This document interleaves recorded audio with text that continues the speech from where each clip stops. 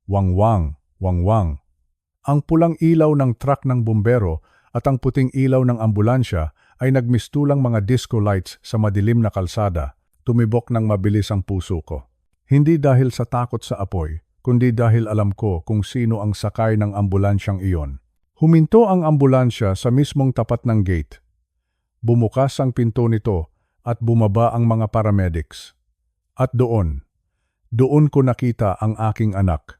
Ang aking kaisa-isang anak na si Maria. Si Maria ay isang mahusay na nurse at bahagi ng emergency rescue team ng aming lungsod. Nakasuot siya ng kaniyang uniforme, seryoso ang mukha, at handang tumulong sa sinumang nasaktan. Hindi niya alam, hindi niya akalain, na ang sakunang pupuntahan niya ay ang mismong pagkawasak ng kaniyang sariling pamilya. Sinalubong ko siya sa gate, hinawakan ko ang kaniyang braso. Maria, sabi ko sa kaniya, magpakatatag ka. Ang makikita mo sa itaas ay hindi madali. Tumingin sa akin si Maria, puno ng pagtataka. Tay, nasaan ang apoy? Bakit kayo narito? Ligtas ba si Tita Elena? Hindi ako nakasagot agad. Itinuro ko lang ang hagdanan patungo sa kwarto. Sumunod ako sa kanila habang umaakyat. Ang mga bumbero ay nauna na. Bit-bit ang kanilang mga kagamitan. Pagdating namin sa tapat ng pinto ng kwarto, ang amoy ng industrial glue ay humalo sa amoy ng mamahaling pabango ni Mark. Isang amoy na nakakasuka, isang amoy ng pagtataksil. Buksan ang pinto, sigaw ng pinuno ng rescue team. Nang bumukas ang pinto, tila tumigil ang mundo para sa aming lahat. Doon, sa gitna ng malawak na kama, nakita namin sila, si Mark at si Elena. Sila ay trunyal, walang saplot sa katawan, at dinit na dinit sa isa't isa. Ang kanilang mga balat ay tila naging isa dahil sa pandikit na inilagay ko. Ang mukha ni Mark ay puno ng pawis, luha at matinding takot. Si Elena naman ay nakatakip ang mukha, humihikbi ng walang tigil sa sobrang hiya at sakit. Narinig ko ang malakas na singhap ng mga bumbero. Pero ang pinakamasakit na tunog na narinig ko ay ang pagbagsak ng kagamitan ni Maria sa sahig. Klang, tumingin ako sa aking anak, ang kaniyang mukha. Ang kaniyang magandang mukha ay biglang nawalan ng kulay. Nanlaki ang kaniyang mga mata. Ang kaniyang mga labi ay nanginginig habang binibigkas ang isang pangalan. Mark? Bulong ni Maria. Mark. Asawa ko? Doon ko naramdaman ang isang matinding kirot sa aking dibdib. Ang plano kong saktan si Mark ay nagdulot din ng malalim na sugat sa aking sariling anak. Nakita ko kung paano gumuho ang mundo ni Maria sa isang saglit. Ang lalaking pinakasalan niya, ang lalaking amasana ng kaniyang mga magiging anak, ay nakadikit sa katawan ng kaniyang matalik na kaibigan. Hindi lang ito simpleng pangangaliwa. Ito ay isang pambabastos sa harap ng maraming tao. Si Mark, sa kabila ng kaniyang kalagayan, ay sinubukang magsalita. Sabi niya, Maria, mali ang iniisip mo. Maria, tulungan mo ako. Pero anong tulong ang maibibigay mo sa isang taong nagnakaw ng iyong dangal? Humarap si Maria kay Elena. Nakita ko ang galit at pait sa kaniyang mga mata. Tita Elena, sabi ni Maria sa boses na parang galing sa hukay, itinuring kitang parang pangalawang ina. Pinagkatiwalaan kita. Pero bakit ang asawa ko pa? Si Elena ay hindi makasagot. Ang tanging nagawa niya ay umiyak ng mas malakas. Ang rescue team ay nagsimulang kumilos. Pero dahil sa kakaibang uri ng pandikit, hindi nila sila basta-basta maihiwalay. Kailangan silang dalhin sa ospital ng magkasama. Kailangan silang buhatin sa isang stretcher na magkayakap sa isang paraang kahiya-hiya. Dahan-dahan silang binuhat ng mga paramedics. Inilabas sila sa kwarto, dumaan sa pasilyo at bumaba sa hagdanan. Sa labas, ang mga marites ay hindi na mapigilan. Paglabas pa lang ng stretcher sa pinto ng bahay, biglang nagliwanag ang paligid. Hindi dahil sa apoy, kundi dahil sa 12-dosenang mga cellphone na nakatutok sa kanila. Nakita ko ang mga kapitbahay na nag-i-stretch ng kanilang mga leeg para lang makita ang eksena. Naririnig ko ang mga bulungan na parang mga bubuyog. Diyos ko, si Mark yan at si Elena, sabi ng isa. Tignan nyo, nakadikit sila.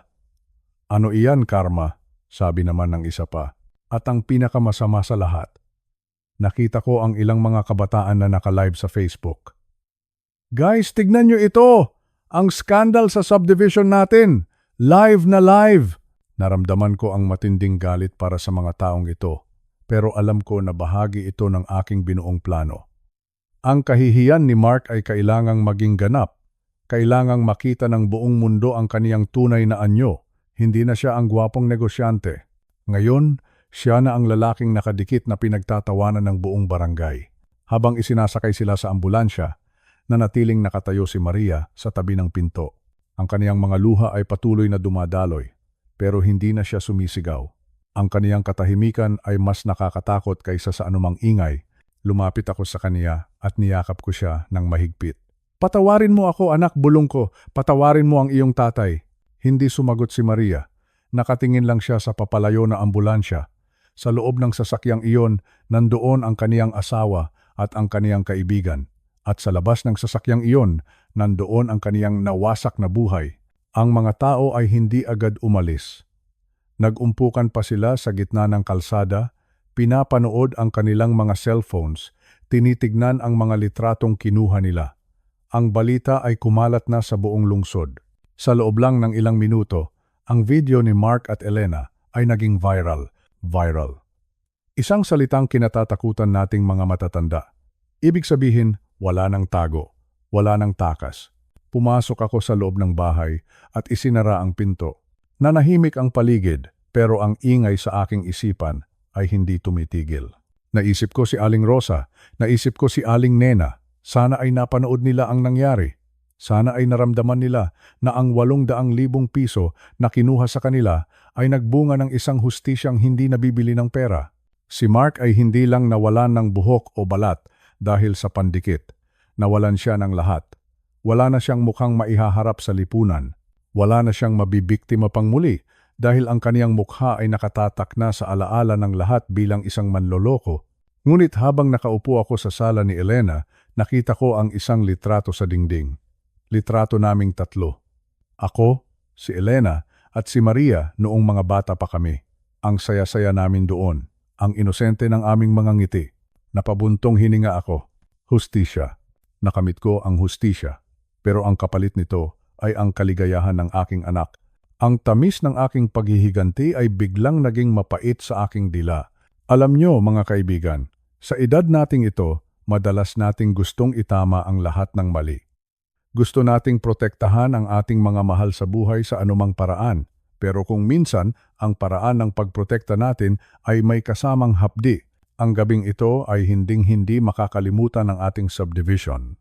Ito ang gabi kung saan ang expert sa construction chemicals ay gumamit ng kaniyang kaalaman para sa isang kakaibang proyekto. Hindi ito pagpapatayo ng bahay. Ito ay pagpapatayo ng isang katotohanan. Habang nakikinig kayo sa akin, marahil ay tinatanong ninyo, Lito, tama ba ang ginawa mo? Sa totoo lang, hanggang ngayon ay hindi ko pa rin alam ang sagot. Ang alam ko lang, ang isang masamang tao ay dapat mapigilan. Ang isang maninila ay dapat mahuli. At si Mark, ang gigolo na nagnanakaw ng puso at pera, ay nahuli na sa kaniyang sariling bitag. Sa susunod na kabanata, dadalhin ko kayo sa ospital.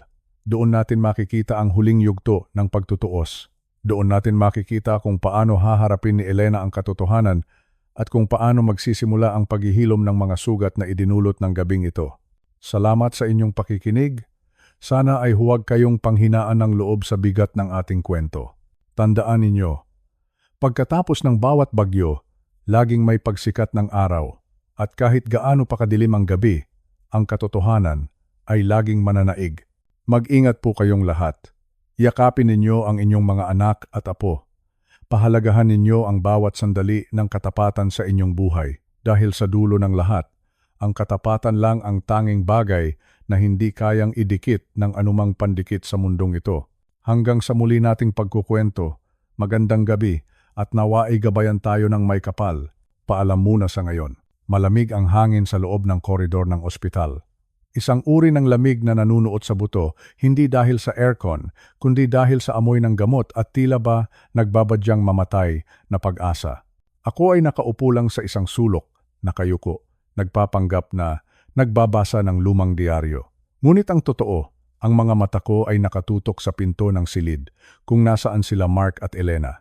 Diyos ko, sino ba ang mag-aakala na sa ganitong paraan matatapos ang lahat? Ang dalawang taong pinagkatiwalaan ko, ang dalawang taong itinuring kong pamilya ay narito ngayon, nakagapos sa kahihiyan. Sinasabi ng mga NARS sa paligid na kailangan silang paghiwalayin gamit ang espesyal na kemikal. Isang nakakahiyang sitwasyon na pinagbubulungan ng buong ospital. Sabi nila, karma raw ito. At marahil, tama sila. Habang naghihintay ako, naririnig ko ang mahinang yabag ng mga doktor, naririnig ko ang kalansing ng mga kagamitang medikal. Sa bawat tunog na iyon, naaalala ko ang bawat sakit na idinulot nila sa akin, ang bawat sentimo na kinuha nila, ang bawat pagsisinungaling na tila ba wala silang pakialam kung mawasak ang buhay ko. Ang pera. Ang pera na pinaghirapan ko sa loob ng maraming taon sa bukid, ang libu-libong piso na dapat ay para sa aking pagtanda, ay nilustay nila na parang tubig lang. Ngunit may dala ako ngayong araw. Isang maliit na lalagyan. Sa loob nito ay hindi gamot. Hindi ito ang nakakaginhawa na gel na dapat ay ipapahid sa kanilang balat pagkatapos ng operasyon. Hindi. Ang laman nito ay katas ng siling labuyo.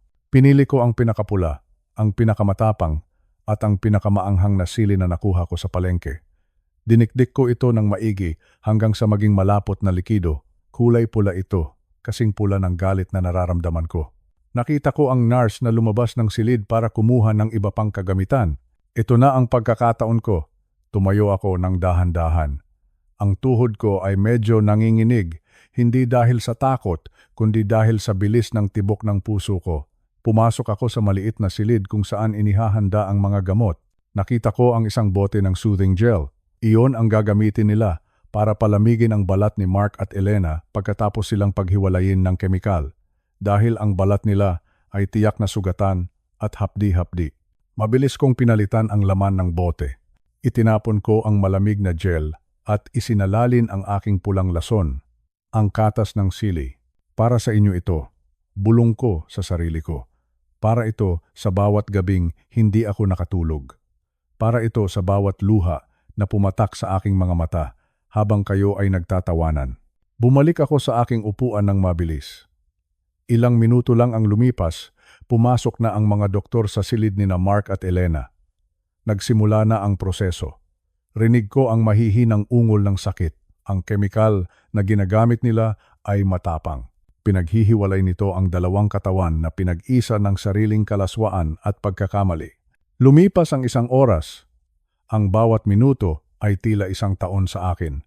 Hanggang sa narinig ko ang katahimikan. Tapos na ang operasyon. Sabi ng doktor, matagumpay silang naisama, ngunit ang kanilang balat ay sobrang sensitibo, parang sunog na balat. Kailangan ng mabilisang lunas. Kailangan ng pampalamig.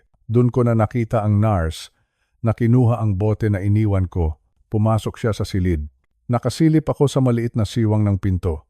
Nakita ko si Mark, namumutla, pawis na pawis. Nakita ko si Elena, umiiyak, hindi makatingin ng diretsyo.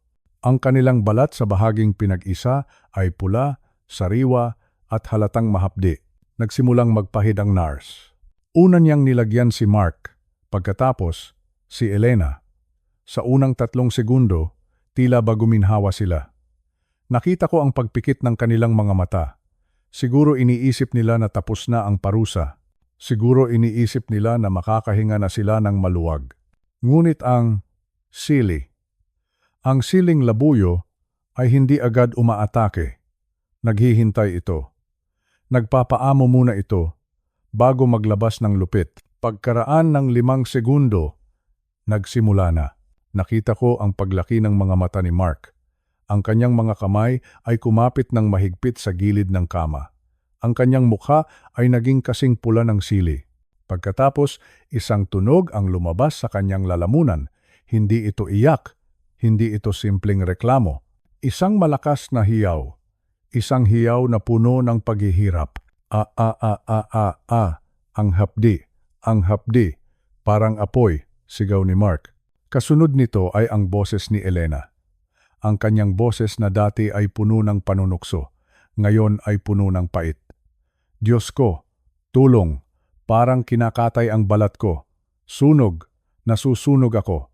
Nagkagulo ang mga nurse. Ang mga doktor ay nagtakbuhan pabalik sa silid. Hindi nila maintindihan kung bakit ang soothing gel na dapat ay pampalamig ay nagdudulot ng ganoong klasing sakit. Bakit ganito? Sigaw ng doktor. Suriin ang gamot. Bakit sila nagkakaganyan? Ngunit huli na ang lahat. Ang katas ng sili ay pumasok na sa bawat porong bukas. Pumasok na ito sa bawat himaymay ng kanilang sugatang balat.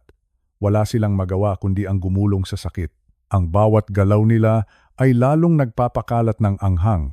Ang bawat sigaw nila ay dumadagundong sa pasilyo ng ospital. Nakaupo lang ako doon.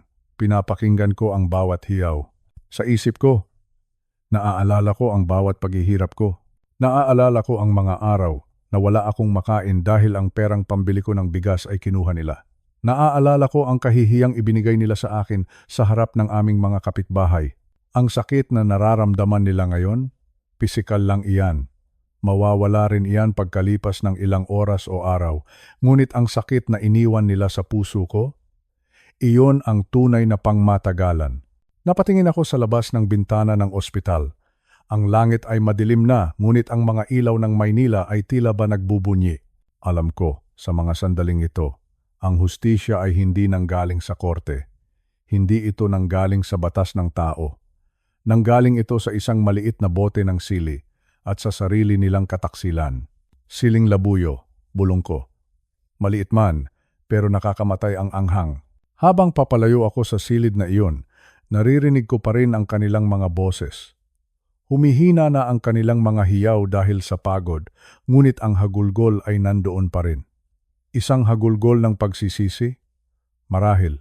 O baka naman hagulgol lang ng purong sakit para sa mga taong katulad ko na tumanda na sa hirap at pagtitiis. Ang makita ang mga nanakit sa atin na makatikim ng kahit kakarampot na bunga ng kanilang ginawa ay sapat na. Hindi ko kailangan ng kanilang pera. Hindi ko na kailangan ng kanilang paumanhin. Ang kailangan ko lang ay malaman nila na ang bawat gawaing masama ay may katumbas na kabayaran. Naglakad ako palabas ng ospital. Sa bawat hakbang ko, tila ba gumaan ang aking pakiramdam. Ang bigat sa aking dibdib na dinala ko sa loob ng maraming buwan ay tila ba natunaw kasabay ng mga hiyaw ni na Mark at Elena. Paglabas ko sa pinto, sinalubong ako ng sariwang hangin. Kinuha ko ang aking pitaka. May natitira pa akong ilang daang piso. Sapat na ito para sa isang mainit na hapunan. Marahil ay kakain ako ng lugaw. Isang simpleng lugaw na walang anghang. Dahil ang anghang ng buhay ay sapat na para sa araw na ito. Tumingala ako sa langit at huminga ng malalim. Tapos na, sabi ko sa hangin. Tapos na ang paghihirap ko. At sa kanila, magsisimula pa lang ang tunay na aral. Ang ospital na iyon na saksi sa maraming kamatayan at paggaling ay naging saksi rin sa isang kakaibang uri ng pagtutuos. Isang pagtutuos na hindi dumanak ang dugo, ngunit nag-iwan ng markang hindi malilimutan. Isang markang kasing hapdi ng apoy at kasing anghang ng pinakamabangis na sili sa lupa. Sa aking pag-uwi, alam kong makakatulog na ako ng mahimbing. Wala nang Mark at Elena nagagambala sa aking panaginip. Wala nang galit na kakain sa aking sistema. Iniwan ko na ang lahat ng iyon sa loob ng silid na iyon, kasabay ng amoy ng sili at ng kanilang mga hiyaw na hanggang ngayon ay naglalaro pa rin sa aking pandinig. Ito ang huling kabanata ng kanilang kataksilan. At ito naman ang unang pahina ng aking katahimikan. Ang buhay ay parang sili. Minsan, kailangan mong mabilaukan sa anghang para matutunan mong pahalagahan ang tamis ng kapayapaan. At ngayon, ang kapayapaang iyon ay akin na muli. Salamat sa Diyos. Salamat sa hustisya. At salamat sa munting sili na nagturo sa kanila ng leksyon na kailanman ay hindi nila malilimutan. Mga kaibigan, mga kasama ko sa mahabang biyahe ng buhay. Narito na tayo sa huling bahagi ng aking kwento. Sana ay nakaupo kayo ng komportable sa inyong mga paboritong silya. Huminga tayo ng malalim. Lasapin natin ang sariwang hangin dahil pagkatapos ng napakahabang gabi, sa wakas, sumikat na ang araw. Lumipas ang ilang buwan matapos ang kahiya-hiyang pangyayari sa ospital at sa aming subdivision. Maraming nagbago, maraming natapos. pero marami ring nagsimula. Si Mark, ang lalaking akala niya ay mas matalino siya kaysa sa atin, ay naharap na sa kaniyang huling hantungan. Dahil sa dami ng mga babaeng lumabas at nagtestigo, kabilang na si Aling Rosa at si Aling Nena, hindi na siya nakalusot. Hinatulan siya ng hukuman. 28 taon sa loob ng kulungan. 28 taon. Iyan ang presyo ng bawat pisong ninakaw niya. Iyan ang kabayaran ng bawat pusong sinugatan niya. Sa loob ng malamig na rehas, doon niya mapagtatanto na ang talino ng isang manloloko ay walang binatabat sa katarungan ng Diyos at ng tao. Si Elena naman. Nawala ang lahat sa kaniya. Dahil napatunayan ko sa tulong ng aking abogado na ang aming mga ari-arian ay bunga ng aking 40 taon na pagtatrabaho, hindi niya nakuha ang bahay. Pinalaya siya. Mag-isa na siya ngayon. Wala ang pera ni Mark. Wala ang kaniyang karangalan. Minsan, nababalitaan ko na lang na nakatira siya sa isang maliit na kwarto sa labas ng bayan. Masakit isipin na ang dating maayos na buhay ay nauwi sa ganito. Pero ang bawat desisyon natin sa buhay ay may katumbas na pananagutan. Isang salitang dapat nating laging tandaan. Sa aking panig, sa wakas ay natapos na rin ang aming pagsasama sa batas. Nagtagumpay ako sa pagpapawalang bisa ng aming kasal.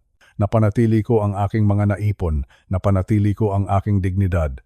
Pero ang pinakamahalagang tagumpay ko ay hindi ang pera, kundi ang aking anak. Nagkaayos kami ni Maria. Noong isang hapon, pumunta siya sa bahay bitbit ang kaniyang mga anak, ang aking mga apo. Nag-iyakan kami. Humingi ako ng tawad sa sakit na idinulot ko at humingi rin siya ng tawad dahil hindi siya naniwala sa akin noong una. Sabi niya sa akin, "Tay, salamat dahil hindi ka sumuko sa amin.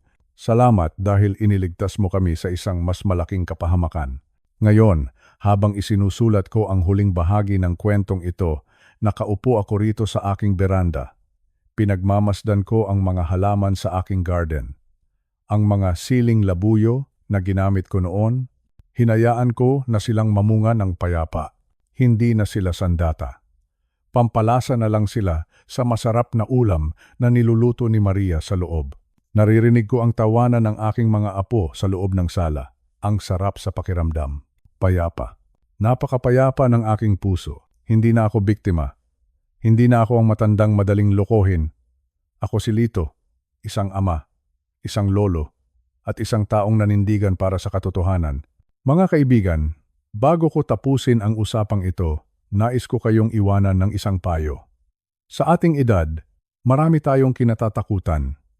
Takot sa sakit, takot sa pag-iisa, takot na makalimutan, pero huwag nating hahayaan na ang takot na iyon ang magbulag sa atin. Huwag nating hayaan na dahil lang sa gusto nating makaramdam ng pagmamahal, ay ibibigay na natin ang lahat sa mga taong hindi karapat-dapat. Tandaan ninyo, ang ating mga uban sa buhok ay hindi tanda ng kahinaan. Ito ay korona ng ating karanasan. Mayroon tayong lakas, mayroon tayong boses, at higit sa lahat, mayroon tayong isa't isa. Salamat sa inyong pakikinig sa aking kwento. Mula sa unang kabanata hanggang sa dulo, sinamahan ninyo ako sa aking laban. Nawa ay magsilbi itong inspirasyon sa inyong lahat. Huwag kayong matakot lumaban para sa tama. Huwag kayong matakot magsimula muli, kahit gaano pa katanda. Dahil ang buhay ay palaging may ibinibigay na bagong pagkakataon para sa mga taong tapat ang puso. Mag-ingat po kayong lahat. Yakapin ninyo ang inyong pamilya at laging magtiwala sa katarungan. Dito na nagtatapos ang ating kwento. Ako ang inyong kumpare, si Lito. Hanggang sa muli nating pagkukwentuhan. Magandang gabi at pagpalain tayong lahat ng poong may kapal. Paalam muna sa ngayon.